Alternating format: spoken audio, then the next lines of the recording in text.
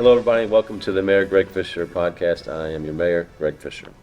In a recent episode, we spoke about the fantastic economic momentum that Louisville is seeing, and we're excited about the growth that the city is experiencing all over our county. However, our job at Louisville Metro Government is to make sure that that momentum reaches every neighborhood and every household, and we have had challenges with that historically, and we still do today. A barrier to this oftentimes is vacant and abandoned properties.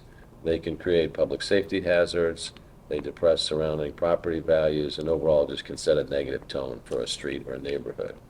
They affect the first impression that visitors have when they come into a neighborhood, and then also it causes neighbors to ask if anybody cares about their neighborhood. In 2012, we really wanted to get deep on this. That was the second year of my administration. So we commissioned a report to get the basic data for us that we just did not have. We wanted to know how large the problem was. And the report found that we had some 6,000 plus vacant and abandoned properties throughout our city, many of them in our historically disinvested area of the west end of Louisville.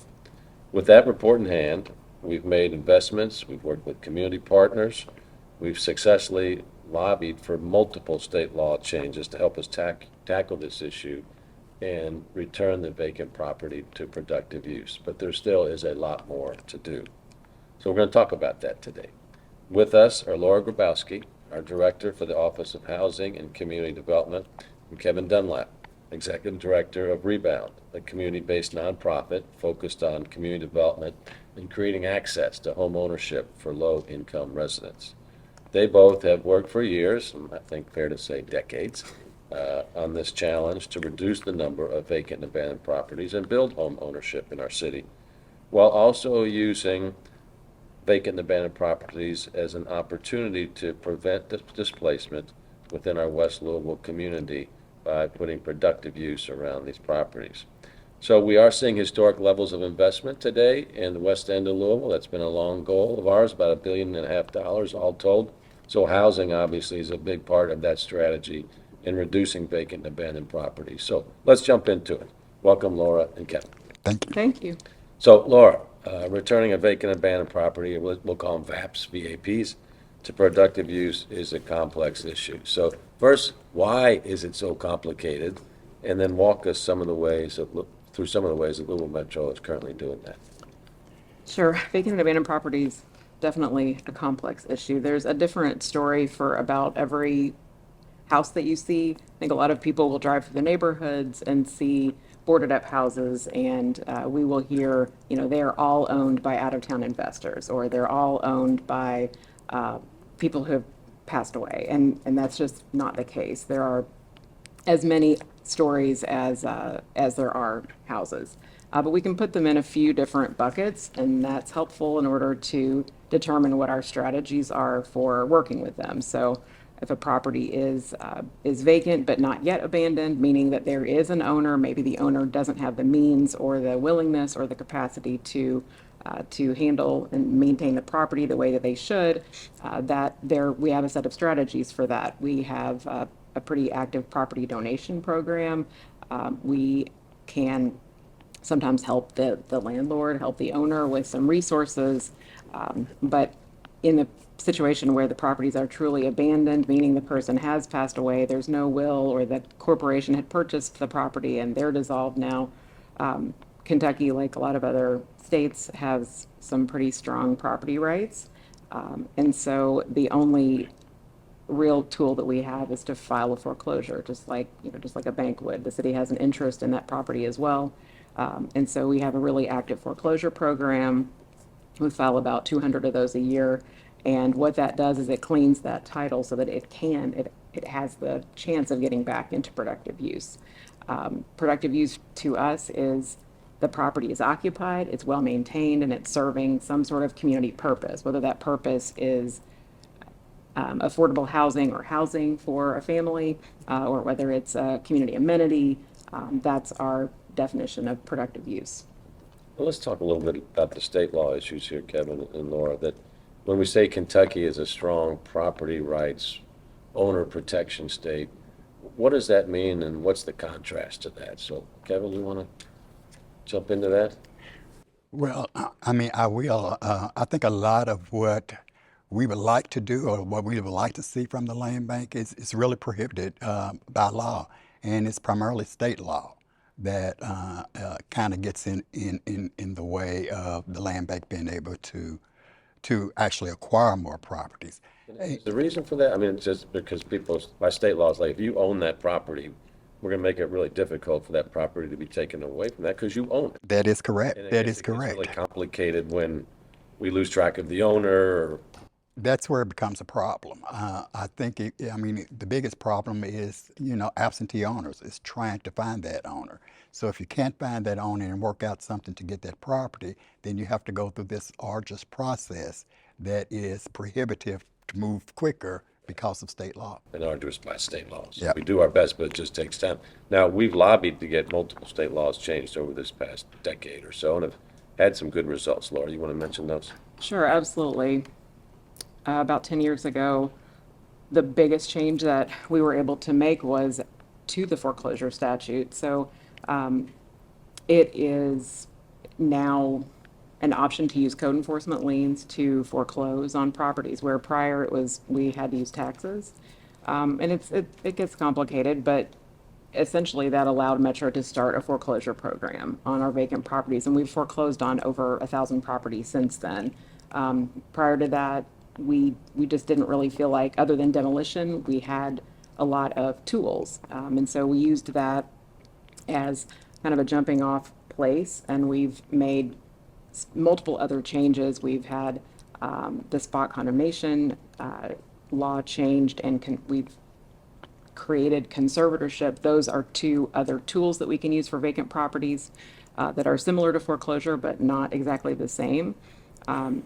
We have one other one is we have lobbied to have the right of redemption lessened. So it used to be 12 months, now it's 6 months. Most of the protections that exist for property owners exist because property owners don't want the government to take property away from them. And of course, none of us do. Nobody in a reasonable nature is thinking, I have a financial investment and I would like to lose that. Right. But like Kevin said, the gray area comes when I've walked away, I've passed away, my corporation isn't working anymore, and those rights for the owners still exist. So that's Right, what it's supposed to be. and obviously there's visible evidence. I mean, this is why we had 6,000 vacant abandoned properties. And to do nothing, the situation would just get worse, not just for those properties, but for the neighborhoods that they're in and all the other negative aspects that come from that. That's why we've been working on this hard now for over a decade. We're making quite a bit of progress. We've gone from the 2012 report that identified 6,000 vacant abandoned properties in our city. And then we recently completed a new property assessment. So when you look at the report, the property assessment, what are the top couple of takeaways from that new report?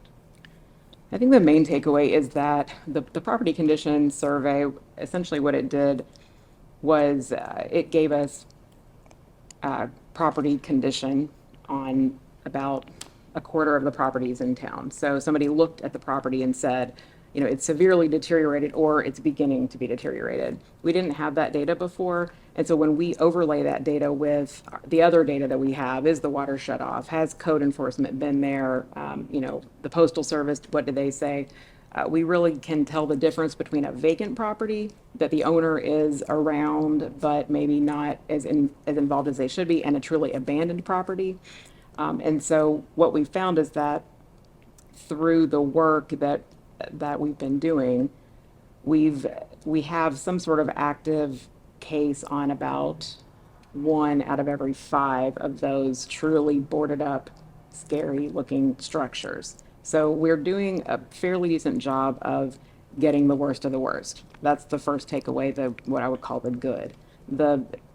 Where I think we need improvement is we also received information about properties that were not terrible, not, fire, burned out, boarded up, but they were in some sort of deterioration, and a decent amount of them were occupied when we looked at the data. So I think that tells us that we need to increase our VAP prevention measures, which also requires help for tenants and homeowners that may not have the means or the capacity to fix those houses up. Because essentially, of course, we want to help the people living there, but we also want to prevent those houses from becoming vacant and abandoned properties. How about a plug for our repair program so people understand that's out there? Absolutely. Home repair is a program that is funded every year.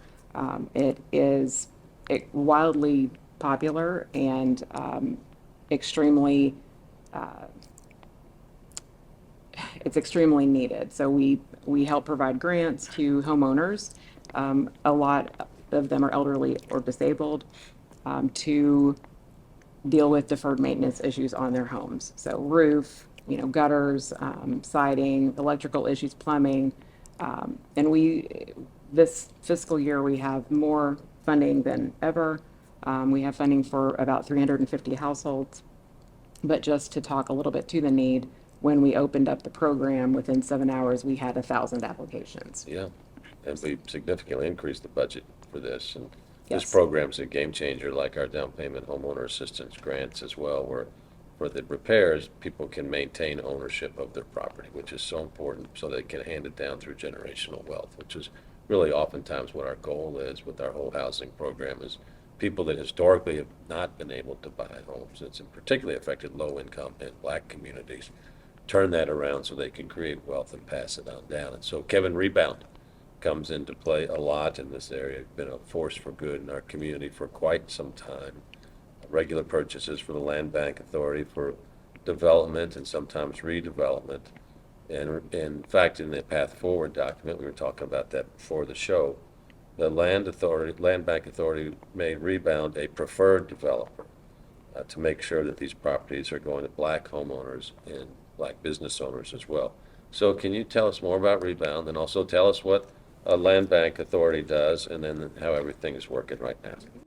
So, REBOUND is an acronym. It actually stands for Rebuilding Our Urban Neighborhood Dwellings. We are a nonprofit housing development corporation, and we're actually the only African American led nonprofit housing development corporation in the city. We were created by the Urban League, actually, back in 1993. But we are a totally separate organization, governed by a separate board. And our focus has always been on creating homeownership opportunities for African American. And we have focused primarily in West Louisville, although we have the ability to do the work that we do all across the city. I've had a long engagement with the Land Bank Authority, not only the Land Bank Authority, but Urban Renewal, in terms of working to acquire properties for the purposes of redevelopment, but also acquiring vacant lots for new construction of single-family houses. I can say that at this point, REBOUND has created, either through acquisition and rehab or new construction, close to 250 homes, and that are owner-occupied in West Louisville. And what does that do? I tell everybody that, first of all, it begins to create generational wealth, because all of these homes have went to first-time home buyers. Second thing that it does is it brings properties back on the tax roll. These are properties that were either vacant and or abandoned, that we were able to acquire to get back into use. But talking a little bit more about the preferred developer status, I think that REBOUND was probably the first organization who even asked for a preferred developer status and were awarded preferred developer status. I will say that I was elated. REBOUND and our board was elated for that to take place. But there's wrinkles to work out. One of the things that, and all of us are aware of it, the need for affordable housing in this city is great. And that's just based upon the report that both the city and the Affordable Housing Trust Fund did. The number of units needed is astronomical, 30 some odd thousand units that are needed. Just 30% adjusted median. Just for that amount. So when we, got the preferred developer status, I'm thinking, oh, we can, move quickly, do some great things. Excuse me. But unfortunately, that preferred developer status is limited. So we can only access 4 vacant properties at a time. And before we can get any more, we have to get construction started and get those moving first in order to come back to get any more. That is for a developer, a nonprofit housing developer, or any developer. That's a huge problem. I mean, we're looking at a project right now where we're trying to do 75 units of new home ownership. But if the preferred developer status gave me the opportunity to get more lots on the front end, that project could move a whole lot faster. We would never be able to, I can't fully utilize the tool in the way that I would like to in order to move forward in creating affordable housing units at a much faster pace. And what's the constraint? Is it? So the constraints is, first of all, only 4 units at a time. And the second constraint is that you have to have those under construction. So I'll give you for instance, we're looking at a new market tax credit deal. But you have to have site control over the land on the front end. So if you can only get 4 at a time and get those under construction, that does you absolutely no good, because the ones you got under construction, you can't really count necessarily towards your count.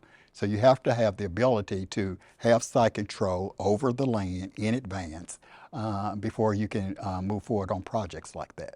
So for Rebound then, I mean, if there were other capital sources that came to work with you, would that help broaden your opportunity? So, I mean, there are other capital sources, and in particular, and just specifically going back to this, land is the major problem in moving forward with this. And there's other capital sources that are in play that will allow us to do this, even utilizing some of the existing tools, funding tools that Metro has, such as the home funds or such as the Louisville Affordable Housing Trust Fund. They do not allow you to begin construction unless you have a plan in place in order to do this. So in order to have a plan, you've got to have the land. I think it's important to note that the land bank, there's a big myth out there that everyone thinks that there's a myth that people think that the land bank is the city. But to Kevin's point, the land bank is not the city. The land bank is a partnership between the city, the Commonwealth of Kentucky, and the Jefferson County Public School Board. In the late 80s, those main taxing entities got together and they said, we have too many vacant properties, and they saw this opportunity to get more tax revenue. So they banded together, created this land bank. It has some powers that can cleanse titles. But to Kevin's point, the land bank is a board, and it has 3 members, 1 member from each of the partners. And so in order to have anything approved, it all has to go through the land bank board. So when Rebound came to talk about preferred developer status, the land bank board did something that they had not done before, which was to create the preferred developer status. But change, I think, at the land bank sometimes is incremental rather than a big step. So they wanted to take a small step forward and create a pilot program. They at the time were not willing to say, we're going to give away, 100 lots. So there is definitely, I think, some room to improve and to figure out some of those kinks. But that, I think, speaks to where the some of the hesitancy comes from. Well, and if you're a casual listener listening to our podcast here, and you're hearing all these acronyms and all these organizations and say, wow, this is confusing. It is confusing. Now, when you're in the business and you figure it out all along how to do this development, tax credits, this, that, and the other thing, the result is wonderful, but the market forces don't provide the economics to make these projects happen by themselves. And that's why there's all of these underlying policies, credits, organizations that are there to put all these pieces together to make economic sense once these projects come to life. So I really salute you all for having the dedication to this over the efforts and the innovation that we're seeing as well. Now, Kevin, the Land Bank Authority recently undertook a racial equity review of its processes. So tell us a little more about the recommendations and your key learnings out of that. Well, I mean, I did look at some of the recommendations. I think the it's a good start. I'll just say that. I think that there's a lot of improvement that can be made. So as I read through some of the recommendations, it's geared a lot towards people in the neighborhoods, owners and stuff, having greater weight in that. And I think that's a great start. I think that is a really good start. It's something that I've not seen before. The I think what's more important is, what are going to be those tools to assist those individual people from the neighborhood to move forward on acquiring a property. I think Laura alluded, to help that would be available for her, but your average everyday individual don't even know the process of how do I acquire the property? How do I know who owns the property? How do I get the property? Then once I get it, is there help for me to help me transition that property into a greater use? But even outside of that, I think of organizations such as Rebound, who has historically worked in West Louisville in the African American neighborhoods, in some of these neighborhoods that we are hearing from the people that they want more investment and they want strategies for anti-gentrification. So organizations like me, I don't see a lot of avenues for an organization like me to help in what I'm seeing already. I would think that the preferred developer status would have been a way for us to help in these particular neighborhoods much quicker. But just in terms of what what I've seen, some of the recommendations come out, I think it's very strong on individuals and people that live in the neighborhood, and I think that they should be first and foremost. But outside of that, they're like, again, for organizations like a Rebound, who has been there working in these neighborhoods. There's not a lot of opportunity. So it's up to your board to liberate some of those opportunities, or? Well, it's not so much as an opportunity for Rebound in order to do the work. I think that the just based on some of the language that I have seen in some of the things, is not geared towards a Rebound having preference on getting some of these properties first. Now, I can say that we have been very successful in kind of getting some properties from the land bank, and then personally going and trying to acquire other properties that the land bank does not have control over in order to make an impact. And for instance of that is, we're right now working on a corridor in the Russell neighborhood.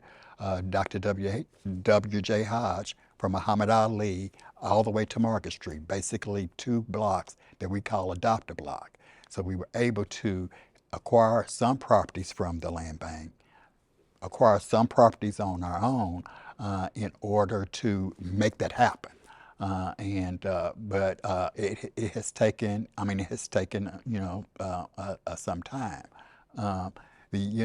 The other thing I want to give the land bank credit for is that, there has been times that we have actually identified properties and we've taken it to them. And only for those properties that met the qualifications to move forward on foreclosure, where they have moved forward quicker in order for us to be able to get that. But again, I think that the recommendations that I have seen for the changes are very good, and I think that they are going to do a long way. But there's got to be an education campaign for the community, so that they can understand, that they have the ability and the power to not only access and get the properties, but also that there has to be something on the back end to hand walk them through the process of how to get it done. And therein it really lies the problem. Even though we are a nonprofit organization, we are actually, my staff is kind of stretched, because we are actually working one-on-one with individuals from the community who have acquired a property, but they don't know where to begin. And that's my experience here now, 11 years of being mayor, how just intense each one of these projects are. I mean, it's hand-to-hand combat just to identify the property, maybe secure the property. Then it's like, what do I do now? Right. And so this just requires lots of hand holding. But the reason why we're doing this, obviously, is to bring back wealth to communities that historically were marginalized for home ownership, either through redlining, the inability to get a mortgage, where the mortgage companies would literally draw red lines around neighborhoods and said this is too risky for mortgage areas, low-income black neighborhoods, so black families can't build wealth. Urban renewal, they came through much of our downtowns, our black communities, and wiped them out back in the 50s and 60s. So these were institutional injustices that we're just trying to unwind. But we've got to demystify the process, and we know a lot of developers, if you will, don't even go into this area because it's so complicated. And then that's where we've got to step in as nonprofits and governments to say, okay, yeah, it is a mess. And so now we're trying to make it unmessier so that people can regain home ownership. And that's a beautiful day. We have all been together Right. where we see, after all of this, that homeowner get their keys, And they go. celebrate the teamwork there, and it's transformation. And it is transformational. And even outside of that, one of the things that my board looked at several years ago, and you know, how do we stop the cycle? You know, how do we begin to help African American families create wealth through home ownership? But also, how do we stop these homes from ending up in the same spot that they started to begin with?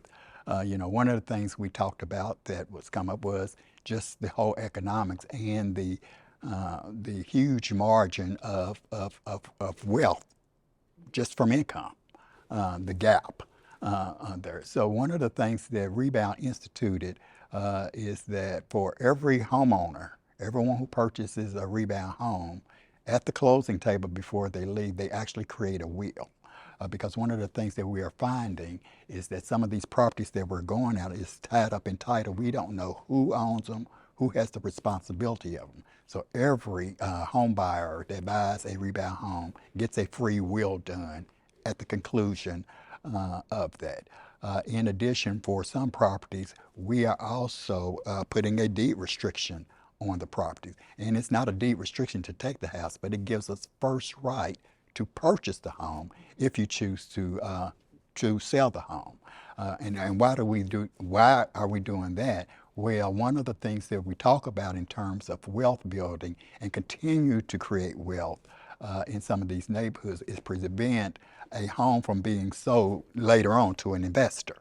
So that's why one of the reasons why Rebound wants to be have the first right of rescission in order to buy the property, in order to maintain that home ownership and investment into these neighborhoods. And we appreciate that because the goal we all share is to regenerate these neighborhoods without displacing the people that have created the soul of the neighborhood. And we've seen this happen around the country, and we're determined that's not going to happen here. So, and I've got other developers now starting to do the same thing, so that's a good thing. great.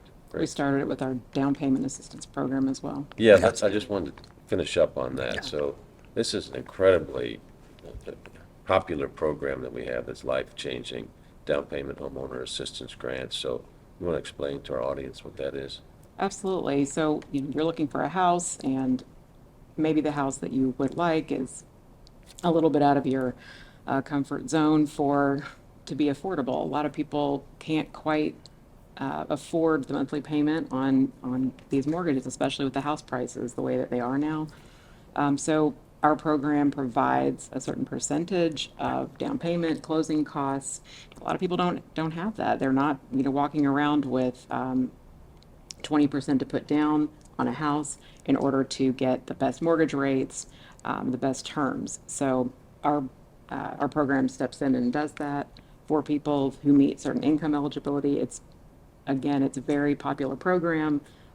We have, I think we have about $4 million this year to spend. The doors opened in mid-July. We've had a steady stream of applications, but people can continue to apply.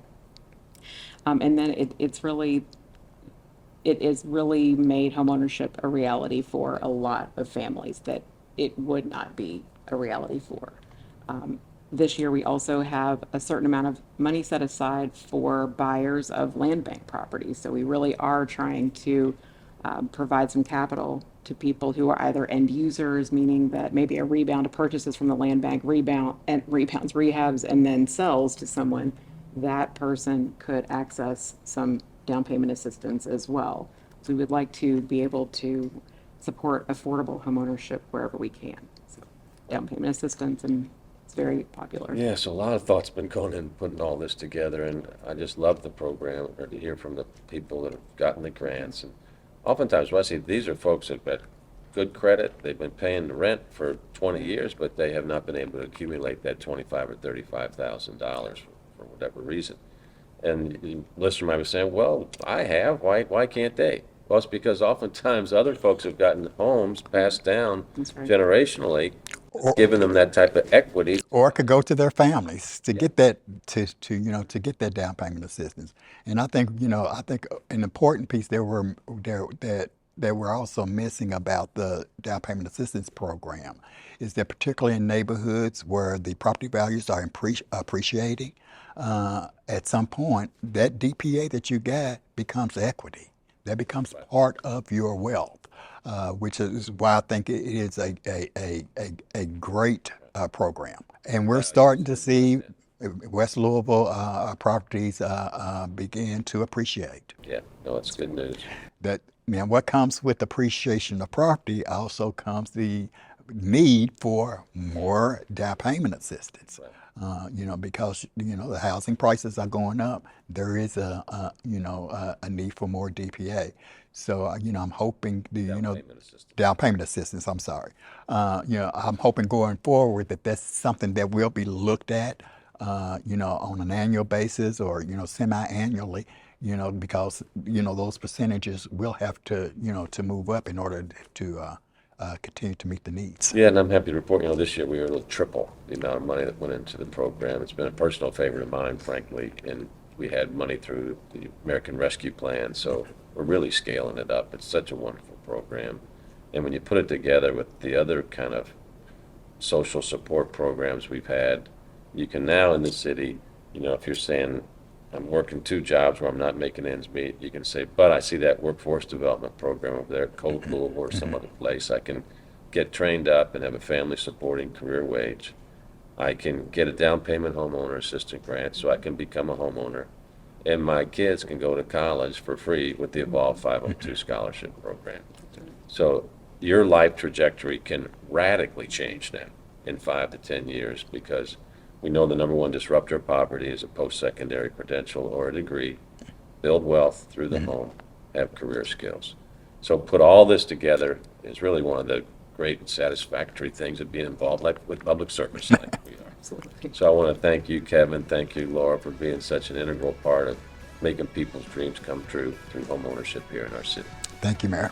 Thanks for having us. Well, thanks for joining us. This is the Mayor Greg Fischer podcast. We'll see you next time.